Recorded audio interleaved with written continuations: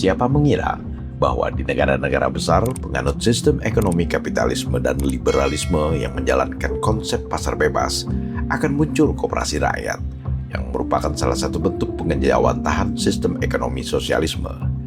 Negara besar yang dimaksud adalah Amerika Serikat.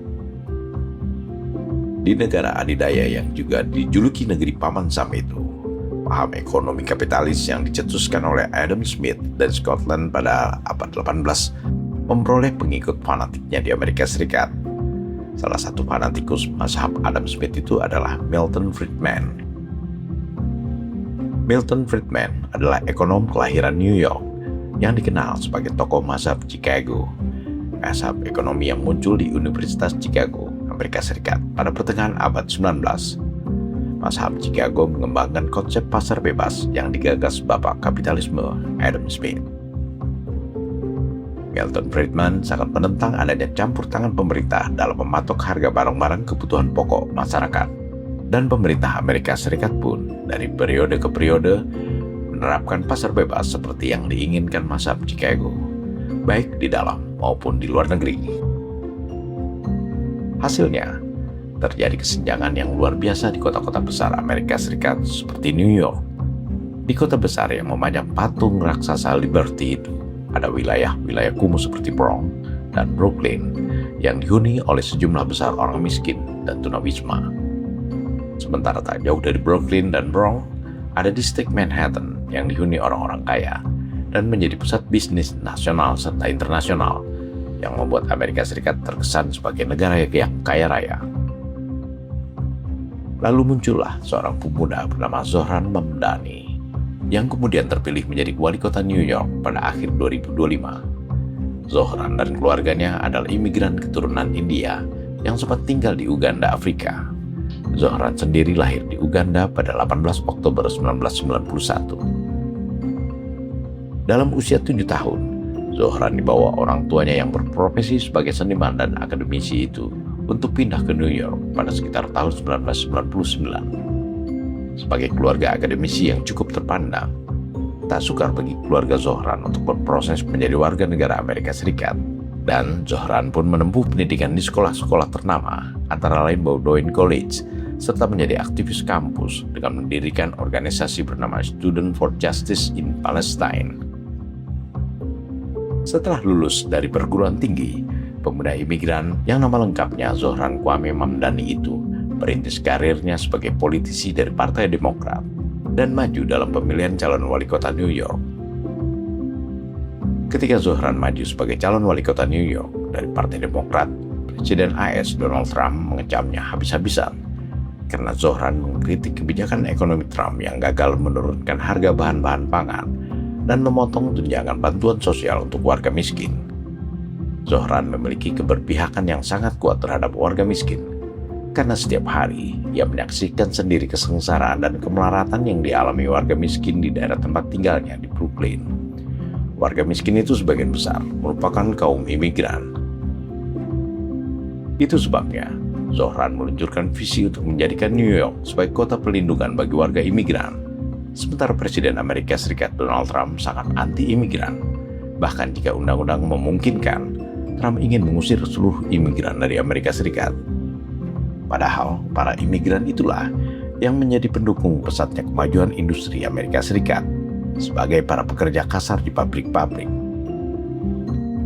Donald Trump boleh saja tidak suka Zohran Mamdani menjadi wali kota New York, tapi mayoritas warga New York justru memilihnya, sehingga ia pun resmi menjadi wali kota New York yang dilantik pada tanggal 1 Januari 2026. Zohran yang baru berusia 34 tahun itu kemudian dikenal sebagai wali kota termuda dan wali kota muslim pertama di Amerika Serikat.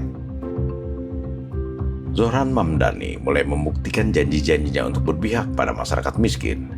Akhir Juli lalu, wali kota New York termuda ini meluncurkan program yang diberi nama New York City Recipe for Affordability, yakni program pembangunan koperasi rakyat berupa 5 toko grosir bahan pangan milik pemerintah kota yang menjual bahan-bahan kebutuhan pokok dengan harga yang lebih murah dari harga retail di pasaran. Tujuan koperasi rakyat ini adalah untuk membantu warga New York menghadapi tingginya biaya hidup dan sulitnya memperoleh bahan pangan dengan harga terjangkau. Barang-barang yang dijual di gerai-gerai koperasi di 5 wilayah kota New York itu adalah produk-produk inti yang sangat dibutuhkan warga. Seperti buah-buahan, sayuran segar, daging, makanan laut, susu, roti, dan keju yang dijual dengan harga 30% di bawah harga pasaran normal.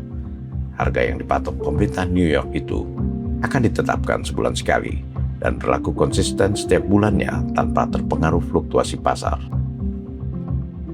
Dalam acara peluncuran Koperasi Rakyat Kota New York ini, Zohran Mamdani juga menjelaskan bahwa warga masyarakat dari segala lapisan dapat membeli produk-produk yang dijual pemerintah dengan mempergunakan QRIS.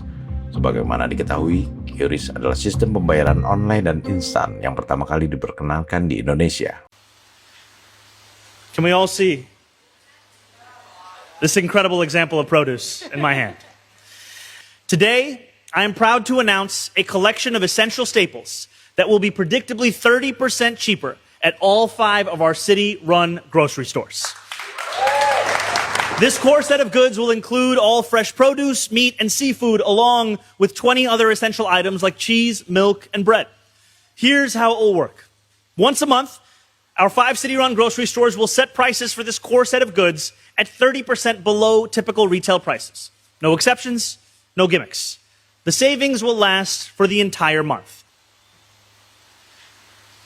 Can we all see this incredible example of produce in my hand? Now you will see these plantains here, so for anyone wondering how much these beautiful plantains might cost, you can use this QR code or head to grocery.nyc to access our policy report. I'm going to demonstrate exactly what that means. Ladies and gentlemen, the QR code does work. You can see this here. Gebrakan wali kota New York City, Zohran Mamdani, mungkin tidak pernah terpikirkan sebelumnya oleh para pejabat pemerintah Amerika Serikat lainnya. Karena negara adidaya ini sudah terlanjur tenggelam dalam sistem kapitalisme dan liberalisme yang menganut pasar bebas selama hampir 1 abad. Pemerintah Amerika Serikat dari zaman ke zaman cenderung memusuhi sistem ekonomi sosialisme yang memungkinkan pemerintah mengatur harga pasar untuk kepentingan masyarakatnya sendiri. Jadi apa yang dibangun Zohran di akhir bulan ke-7 2026 ini bisa disebut sebagai koperasi rakyat pertama di negeri kapitalis terbesar atau gerakan sosialis pertama dalam negeri Paman Sam. Apa yang dilakukan Zohran tampaknya merupakan tanda-tanda awal yang menunjukkan bahwa kapitalisme dan liberalisme sudah tidak sesuai lagi dengan perkembangan zaman, bahkan di negara maju sekalipun. Tanda-tanda ini sudah lama dideteksi oleh Presiden Prabowo Subianto, sehingga ia pun menggagas berdirinya 80.000 koperasi desa kelurahan Merah Putih, yang salah satu tujuannya adalah untuk menyediakan bahan-bahan kebutuhan pokok yang harganya terjangkau masyarakat, juga untuk menghentikan praktik para tengkulak dan distributor nakal yang selama ini menjual barang-barang bersubsidi ke masyarakat di atas harga yang telah ditetapkan pemerintah. Sesuai dengan namanya, Gerakan Ekonomi Rakyat melalui Koperasi Desa Kelurahan Merah Putih atau KDKMP diawali di desa-desa di seluruh Indonesia. Pada puncak peringatan Hari Koperasi ke-79 12 Juli 2026, Presiden Prabowo menegaskan bahwa KDKMP akan menjadi pusat pelayanan ekonomi masyarakat terintegrasi, sekaligus instrumen utama untuk meningkatkan kesejahteraan masyarakat. Saudara-saudara, KDKMP nanti akan jadi pusat pelayanan ekonomi desa yang terintegrasi. Di dalam ada kantor koperasi, toko sembako, layanan simpan pinjam, apotek desa. Kita akan buka apotek di desa, obat-obatnya obat generik yang harganya jauh lebih murah dari apotek di kota. Akan ada logistik desa, akan ada gudang, akan ada cold storage, ruang pendingin, supaya hasil-hasil petani tidak akan rusak. Dan berbagai layanan ekonomi lainnya. Saudara-saudara, saya ambil keputusan, semua barang subsidi harus disalurkan kepada rakyat melalui koperasi Desa Merah Putih. Harus. Saya katakan ini harus.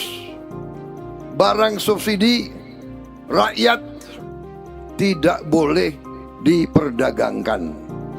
Prabowo tidak sendirian. Mengutip akun Instagram Pinter Politik, KDKMPisme sebenarnya sudah lama bangkit di sejumlah negara. India memiliki 500.000 lebih gerai koperasi yang dirintis sejak tahun 1960-an. Singapura memiliki 230 gerai koperasi sejak tahun 1973. Dan Amerika Serikat memulai tahun 2026 melalui gebrakan wali kota New York, Zohran Mamdani, dengan 5 gerai koperasi. Bukan tidak mungkin wali kota lainnya di Amerika Serikat juga akan mengikuti langkah Zohran. Gerakan koperasi di negara-negara tersebut tampaknya aman-aman saja. Tidak ada protes besar-besaran dari kelompok elit terdidik perkotaan yang menentangnya, seperti yang terjadi di Indonesia. Padahal sejak awal berdirinya Republik Indonesia, para pendiri Republik sudah menggemakan perlunya gerakan ekonomi rakyat melalui koperasi, seperti yang diperkenalkan Bapak Koperasi, Proklamator Kemerdekaan RI Muhammad Hatta atau Bung Hatta. Indonesia sebenarnya merupakan negara koperasi, karena koperasi-koperasi dalam berbagai bentuk sudah berdiri sejak awal kemerdekaan. Jadi koperasi bukanlah barang baru di negeri ini, sehingga koperasi desa Kelurahan Merah Putih yang dibangun dan dikelola pemerintah semestinya mendapat dukungan luas. Tetapi tak kalah Presiden Prabowo menggagas berdirinya 80.000 koperasi desa Kelurahan Merah Putih, yang beberapa ribu diantaranya sudah dibangun dan mulai beroperasi, penolakan dari sejumlah pihak justru semakin mengeras. Wajar saja jika muncul kecurigaan bahwa para penentang KDKMB ini merupakan perpanjangan tangan dari kapitalisme dan neoliberalisme dunia penganut pasar bebas. Tidak suka dengan berdirinya koperasi yang dibentuk dan dikelola pemerintah Indonesia. Wallahu a'lam.